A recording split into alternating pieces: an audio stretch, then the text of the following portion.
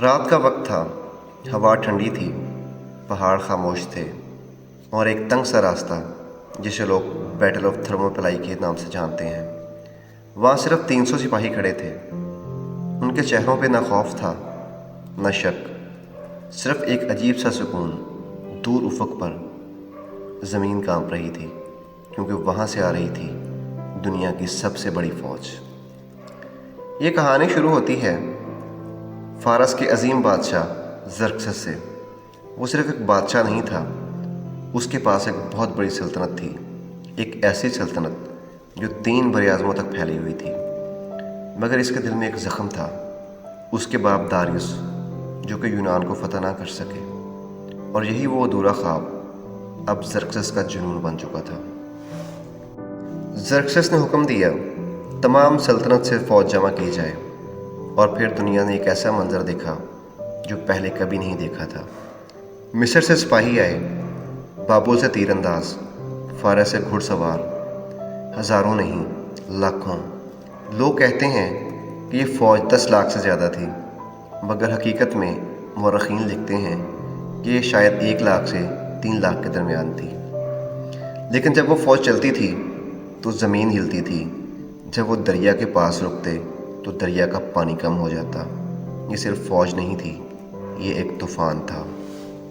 دوسری طرف یونان میں ایک چھوٹا سا شہر تھا، اسپارٹا۔ یہاں بچے کھیلتے نہیں تھے، انہیں لڑنا سکھایا جاتا تھا۔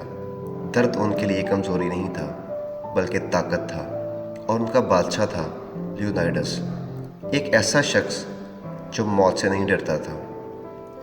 جب لیونائڈس کو خبر ملی کہ زرکسس آ رہا ہے تو اس نے ایک عجیب فیصلہ کیا۔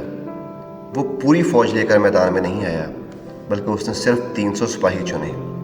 یہ 300 کون تھے؟ یہ اسپارٹا کے سب سے مضبوط، سب سے بہادر اور سب سے وفادار سپاہی تھے۔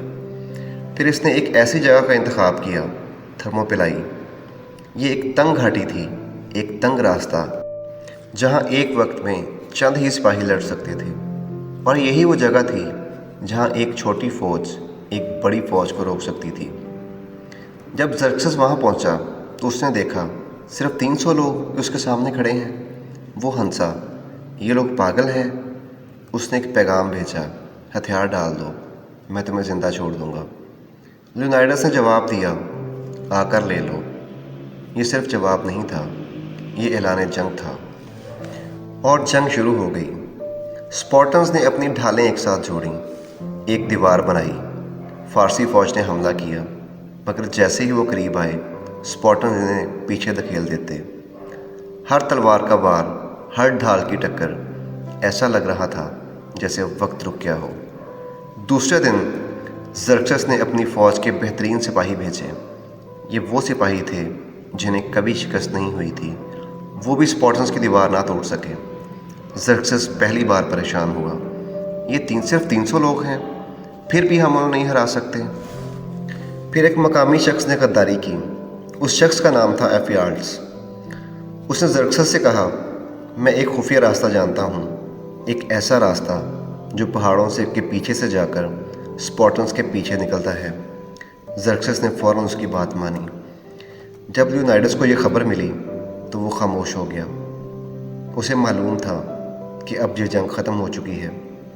اس نے باقی یونانی فوج کو واپس بھیج دیا، مگر خود اپنے 300 سپاہیوں کے ساتھ وہیں رہا، کیونکہ وہ جانتا تھا کہ کسی کو تو تاریخ لکھنی ہے۔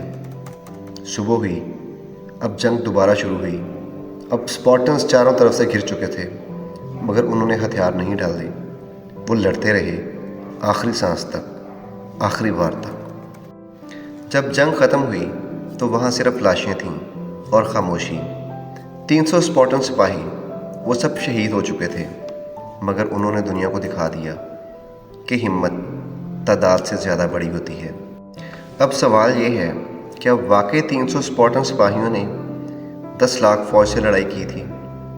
تاریخ لکھنے والے لکھتے ہیں کہ واقعی ہی اسپارٹنز 300 تھے، اور انہوں نے ایک بڑی فارسی فوج کو روکا تھا، اور جنگ تھرموپلائی میں ہوئی تھی، اور فارسیوں کی تعداد بھی 10 لاکھ نہیں تھی۔ تاریخ دان لکھتے ہیں کہ ان کی اصل تعداد 1 لاکھ سے 3 لاکھ کے درمیان تھی۔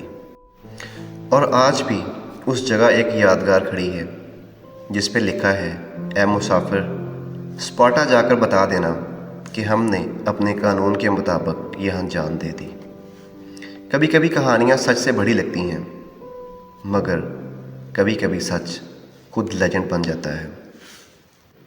اگر آپ کو یہ ویڈیو اچھی لگی تو ویڈیو کو لائک کریں، چینل کو سبسکرائب کریں تاکہ نیکسٹ آنے والی ویڈیو آپ تک پہنچ سکیں۔